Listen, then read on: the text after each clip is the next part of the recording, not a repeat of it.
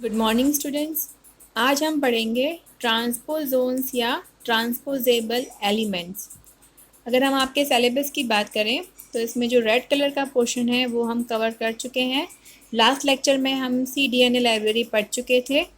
आपके सिलेबस में जो नेक्स्ट टॉपिक दे रखा है वो है ट्रांसपोजेबल एलिमेंट्स या फिर स्थानांतरण जीन या स्थानांतरित होने वाले जीन जो होते हैं उन्हें हम ट्रांसपोजेबल एलिमेंट्स हो रहे हैं बोलते हैं। अगर अगेन मैं एक चीज़ रिपीट कर रही हूँ कि यदि आप ये सब टॉपिक पहली बार पढ़ रहे हैं तो कृपया करके आप इनके इंग्लिश के शब्द ही याद करें, क्योंकि हिंदी के शब्द बहुत ज़्यादा कन्फ्यूजन क्रिएट करते हैं। आप चाहे इन्हें आप हिंदी में लिख दीजिए, ट्रांसपोजोन लिख दीजिए हिंदी में, लेकिन आप कृपया इनको हिंदी के शब्द इंग्लिश के शब्द ही याद करने की कोशिश कीजिए।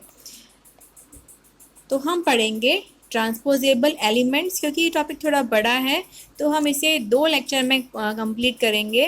जो पहला लेक्चर है वो पार्ट 1 हम आज पढ़ेंगे और एक लेक्चर हम नेक्स्ट लेक्चर में पढ़ेंगे। तो यहाँ पे बताया गया है कि ट्रांसपोजेबल एलिमेंट्स होते क्या हैं। सरल भाषा में बोलें तो transposable element is a DNA sequence that can change its position with in a genome. Transposable element ऐसी DNA की सीक्वेंस होती है जो कि एक जीनोम में या एक ही जीनोम के अंतर्गत अपना स्थान परिवर्तित कर सकती है। इसमें 2 चीज़ केवल ध्यान रखना है आपको कि with in a same genome. ऐसा नहीं है कि वो किसी एक व्यक्ति के जीनोम से दूसरे व्यक्ति के जीनोम में जाएगा, वो नहीं हो रहा है। किसी एक ही व्यक्ति का जीनोम है, उसमें वह कोई पर्टिकुलर जीन है जो कि एक पोजीशन से दूसरी पोजीशन पे जा सकते हैं, उनको हम कहते हैं जंपिंग जीन्स या फिर ट्रांसपोजेबल एलिमेंट्स। इसकी खोज का श्रेय दिया जाता है बारबरा मैकलिंटोक को। इन्होंने 1950 में कोल्ड स्प्रिंग हार्बर लेबोरेटरी में काम करते हुए इनको खोजा था। किसमें खोजा था इन्होंने मक्का में या मेज़ में इसको खोजा था, और उसी के कारण इन्हें बाद में नोबेल प्राइज़ भी दिया गया था। तो इस प्रकार से इसकी खोज का श्रेय दिया जाता है बारबरा मैकलिंटोक को। इसे हम ट्रांसपोजेबल एलिमेंट्स भी कह सकते हैं, ट्रांसपोजोन्स भी कह सकते हैं, या जंपिंग जीन्स भी कह सकते हैं। तो इस प्रकार से इसके बहुत सारे पर्यायवाची होते हैं जिन सबको आपको याद रखना है। ये किस किस में पाए जाते हैं तो ये जीवाणु या बैक्टीरिया में मिल सकता है, फंगस में मिल सकता है, प्लांट्स में मिल सकता है और एनिमल्स में भी मिल सकता है। तो ट्रांसपोजेबल एलिमेंट्स एक तरीके से सभी ग्रुप्स में पाए जाते हैं। तो इतना आपको समझ में आया। आपको परिभाषा अच्छे समझनी है कि एक ही जीनोम में यदि DNA के खंड एक स्थान से दूसरे स्थान पर ट्रांसफ़र हो जाते हैं उन्हें हम कहते हैं ट्रांसपोजोन्स। अगर हम इसके आकार की बात करें तो इनकी साइज़ 500 से 15,000 बेस पेयर तक हो सकती है। 500 बेस पेयर से 15,000 बेस पेयर तक हो सकती है। यहाँ पे वापस ये रिपीट किया गया है, they can change position with in the same chromosome. अब जैसे आपके ह्यूमन की बात करें तो ह्यूमन जीनोम हम देखेंगे तो हमारा ह्यूमन जीनोम कितने क्रोमोसोम से मिलके बना हो सकता है? 23 क्रोमोसोम से। तो उसमें ये एक क्रोमोसोम से दूसरे क्रोमोसोम में भी ट्रांसफ़र हो सकता है, क्योंकि जीनोम तो एक ही है। जीनोम नहीं बदलना चाहिए लेकिन क्रोमोसोम बदल सकते हैं। One of the significant feature of transposons is that it can alter gene expression. अब क्योंकि यह एक जगह से दूसरे जगह पे ट्रांसफ़र होता है तो ऑफकोर्स ये जीनों की अभिव्यक्ति को परिवर्तित कर सकता है। क्यों? क्योंकि यदि कोई दूसरा जीन एक जीन के बीच में आ गया तो पहले वाला जीन की अभिव्यक्ति तो बॉदर होगी या उसमें तो कुछ चेंज आएंगे। तो इस प्रकार से ये जीनों की अभिव्यक्ति को भी परिवर्तित कर सकते हैं। They often inactivate the gene within in which they are transferred. ये अक्सर उन जीनों को इनएक्टिवेट या निष्क्रिय कर देते हैं जिनमें कि यह ट्रांसफ़र होते हैं, जिसमें चले जाते हैं।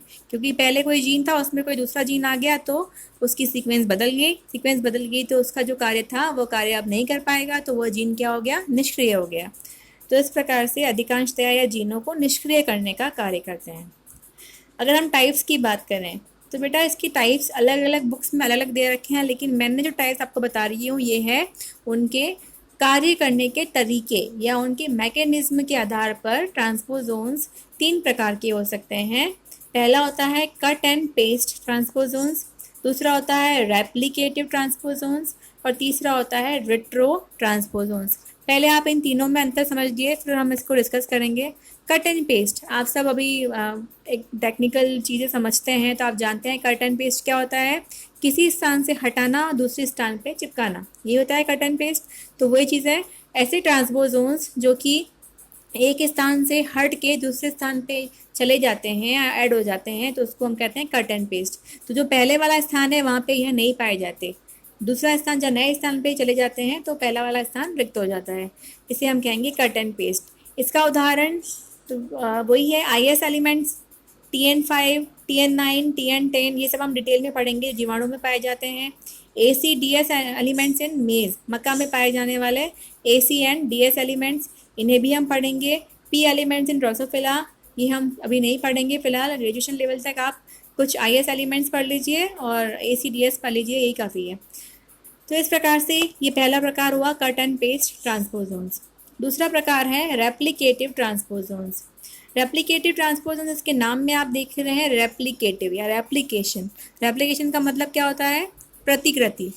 तो इसका मतलब ये है कि पहले स्थान से पहले इनका रेप्लिकेशन होता है, फिर जो इनकी कॉपी बनती है वह कॉपी दूसरे स्थान पे चली जाती है। तो ये पहले स्थान पे भी होते हैं और दूसरे स्थान पे भी होते हैं। तो इस प्रकार से इसे हम कहते हैं replicative ट्रांसपोजोन। Transposable segments generate a new copy bye replication. इसका उदाहरण है TN3 जो कि जीवाणु में पाया जाता है, इसको भी हम डिटेल में पढ़ेंगे TN3 को। नेक्स्ट है तीसरा प्रकार जो है रिट्रो ट्रांसपोजोन्स। रिट्रो का मतलब आप समझते हैं कि हमने पहले पढ़ा था कि रिट्रो रिवर्स ट्रांसक्रिप्शन, या रिट्रो का मतलब होता है उल्टा। तो रिट्रो में ऐसा होता है कि पहले ट्रांसपोजोन जो होते हैं उसमें DNA से RNA बनता है, RNA से वापस DNA बनता है और वो DNA फिर जाके किसी जगह पे जुड़ जाता है। तो पहले वाले स्थान से हटा नहीं, कट तो हुआ नहीं इसमें, क्योंकि DNA से क्या प्रतिकृति डायरेक्टली नहीं हुई, पहले DNA से RNA बना, फिर वो RNA से वापस DNA बना, तो इसको हम कहते हैं रिट्रो ट्रांसपोजोन्स। मतलब retro transposons are a type of genetic components that copy and paste themselves into different genomic locations, जो कि स्वयं की प्रतिकृति तो करते हैं पर सीधे डायरेक्टली नहीं करते। पहले वो DNA से RNA में कन्वर्ट होते हैं, फिर RNA से पुनः DNA बनाते हैं, किसके द्वारा? रिवर्स ट्रांसक्रिप्शन द्वारा। और वह जो DNA बना है वह फिर कहीं अटैच होता है जीनोम के अंदर, तो इसे हम कहते हैं रिट्रो ट्रांसपोजोन्स। इसके उदाहरण है TY1 इन ईस्ट, और साइन और लाइन होते हैं ह्यूमंस में। तो हम एक उदाहरण इसका पढ़ेंगे डिटेल में, जो कि है TY1 इन ईस्ट। हम कोशिश करेंगे कि हम तीनों प्रकार के ट्रांसपोजोन्स का कम से कम एक उदाहरण तो पढ़ें। सबसे पहले हम बात करते हैं IS एलिमेंट्स। अब देखिए IS एलिमेंट्स कौन से हैं, मैंने आपको बताया था कट एंड पेस्ट में जो पहला टाइप दे रखा है वो है IS एलिमेंट्स। तो आज हम जो पढ़ेंगे वो सारे कट एंड पेस्ट, मतलब जो कि स्वयं एक जगह से हटके दूसरी जगह चिपक जाते हैं, इनमें कोई रेप्लिकेशन नहीं होता और कोई ट्रांसक्रिप्शन भी नहीं होता, ना रिवर्स ट्रांसक्रिप्शन होता है। तो इस प्रकार के जो ट्रांसपोजोन्स है वो हम पढ़ेंगे। सबसे सिंपल होता है IS एलिमेंट्स। IS एलिमेंट्स को हम बोलते हैं इंसर्शन सीक्वेंस। I मतलब इंसर्शन और S का मतलब होता है sequence. They are the simplest type of mobile genetic element. ये सबसे सरलतम प्रकार के क्या हैं? ट्रांसपोजोन्स हैं। और क्योंकि सरलतम क्यों है? क्योंकि इसमें बहुत कम जीन्स पाए जाते हैं और बहुत आकार में छोटे होते हैं। इनका आकार कितना होता है? 768 से 5 KB, मतलब 768 बेस पेयर से लेके 5 KB बेस पेयर तक इनका आकार होता है। और they are mostly flanked by short terminal inverted repeats. यह सामान्यतः इनकी दोनों कोनों पर क्या पाया जाता है? शॉर्ट टर्मिनल इन्वर्टेड रिपीट्स पाई जाती है, मतलब कुछ सीक्वेंस पाई जाती है। बताऊंगी आपको इन्वर्टेड रिपीट्स क्या होती है आगे, जो कि इसके दोनों कोनों पे पाई जाती है। और जहाँ पर भी ये ट्रांसपोजोन्स जाके अटैच होते हैं वहाँ पे ये टारगेट साइट डुप्लीकेशन करते हैं। आगे हम डिस्कस करेंगे कि ये टारगेट साइट डुप्लीकेशन क्या होता है। तो आप देखिए ये एक डायग्राम है IS एलिमेंट का। इसमें आप देख पा रहे हैं बीच में है एक जीन जिसका जो बनाता है, इसको बोलते हैं हम ट्रांसपोजेज जीन। ट्रांसपोजेज जीन का कार्य होता है ऐसा एंजाइम स्रावित करना जो कि ट्रांसपोजेज कहलाता है, और यह बेसिकली ट्रांसपोजिशन का कार्य करता है। अब बात करें हम इन्वर्टेड रिपीट, जिसको रेड कलर का पार्ट है जिसको बोल रखा है IR। इन्वर्टेड रिपीट मतलब आप देखिए 5 प्राइम एंड पे हम अगर देखें तो आपको दिखाई दे रहा है GG। ओके, इसको अगर हम उल्टा कर दें तो वापस यहाँ पे 5 प्राइम एंड पे दिखाई दे रहा है आपको GG। तो इस प्रकार से इन्वर्टेड रिपीट का मतलब है सीक्वेंस पलट के वापस उल्टी होके सेम सीक्वेंस आ गई है। इन्वर्टेड मतलब पलटना और रिपीट मतलब वापस रिपीट होना। तो जो GGTA TGA TGCT जो 5 प्राइम एंड पर है, तो वही यहाँ पे 5 प्राइम एंड पे आप देख रहे हैं GGTA TGA, इसको हम कहेंगे इन्वर्टेड रिपीट्स। अब नेक्स्ट चीज़ मैं बताई थी आपको कि टारगेट साइट डुप्लीकेशन क्या होता है। टारगेट मतलब वो DNA जिसमें कि ट्रांसपोजोन ट्रांसफ़र होने वाला है, और डुप्लीकेशन का मतलब होता है कि उस DNA में प्रतिकृति करना। कैसे करते हैं ये देखिए। अब ये है एक DNA जिसमें कि ट्रांसपोजोन्स आएंगे, पर ट्रांसपोजोन्स को जुड़ने के लिए पहले इसको काटना पड़ेगा। काटेगा कौन? हम पढ़ चुके हैं, रेस्ट्रिक्शन एंजाइम काटेंगे। तो यहाँ पे 2 ब्लैक कलर के आपको एरो दिखाई दे रहे हैं जो कि हो रहे हैं रेस्ट्रिक्शन साइट्स। तो ये टारगेट DNA को पहले काटा गया। येलो कलर का जो भाग दिख रहा है ये है IS एलिमेंट। यहाँ पे बीच में IS एलिमेंट जुड़ गया, लेकिन क्योंकि इसको स्टैगर्ड कट या स्टिकी एंड्स में काटा गया, तो ये जो ब्लैंक आपको नज़र आ रहे हैं, इस ब्लैंक पे वापस DNA का निर्माण होगा। तो जहाँ पे IS एलिमेंट बना है उसके लेफ्ट और राइट में, जहाँ पे IS एलिमेंट जुड़ा है उसके लेफ्ट और राइट में आप देख रहे हैं कि DNA का क्या हो रहा है? डुप्लीकेशन हो रहा है। कैसे हो रहा है ये देखिए। यहाँ पे भी TGGCAG है और यहाँ पे भी TGA TCAG है। ध्यान से देखिए आप। तो इसे हम कहते हैं टारगेट साइट डुप्लीकेशन। तो सेम सीक्वेंस वापस रिपीट हो रही है उल्टी होके। तो जहाँ पे भी IS एलिमेंट जुड़ते हैं वहाँ पे क्या करते हैं? टारगेट साइट डुप्लीकेशन करते हैं। तो इसको इस प्रकार से ये कट एंड पेस्ट प्रकार के ट्रांसपोजोन्स कार्य करते हैं जिनका नाम होता है IS एलिमेंट्स। बहुत सिंपल है, केवल आपको इसका आकार ध्यान रखना है। मैंने जो बताया था आपको 768 से 5 KB, और इसमें एक ही जीन पाया जाता है जो होता है ट्रांसपोजेज जीन। जीवाणु में ये पाए जाते हैं। अब थोड़ा सा हम आगे बढ़ते हैं। अब हम पढ़ेंगे TN5, TN9 और 10। ये तीनों बिल्कुल एक समान होते हैं, इनमें कोई अंतर नहीं होता। और ये तीनों किस प्रकार के होते हैं? कंपोजिट ट्रांसपोजोन भी बोलते हैं इनको हम। कट एंड पेस्ट तो है ही ये। कंपोजिट क्यों बोलते हैं? कंपोजिट आप समझ रहे हैं कि इसमें बहुत सी चीज़ें एक साथ में जुड़ी होती है, इसलिए कंपोजिट बोलते हैं। IS एलिमेंट में केवल क्या मिल रहा था? ट्रांसपोजेज जीन मिल रहा था, लेकिन इसमें ट्रांसपोजेज जीन के अलावा कुछ एंटीबायोटिक रेजिस्टेंस जीन भी पाए जाते हैं। कैसे? देखिए, आप सिर्फ इसकी संरचना याद कर लीजिए तो आपको समझ में आ जाएगा। पहली बात, कंपोजिट ट्रांसपोजोन में क्या होता है? इसमें बीच में एक एंटीबायोटिक रेजिस्टेंट जीन पाया जाता है और लेफ्ट और राइट बॉर्डर पे IS एलिमेंट्स पाए जाते हैं। IS एलिमेंट मतलब इंसर्शन सीक्वेंस, जो कि हम पहले पढ़ चुके हैं। तो 2 इंसर्शन सीक्वेंस है, उसके बीच में एक एंटीबायोटिक रेजिस्टेंस जीन है। ये तीनों मिलकर क्या बनाते हैं? कंपोजिट ट्रांसपोजोन।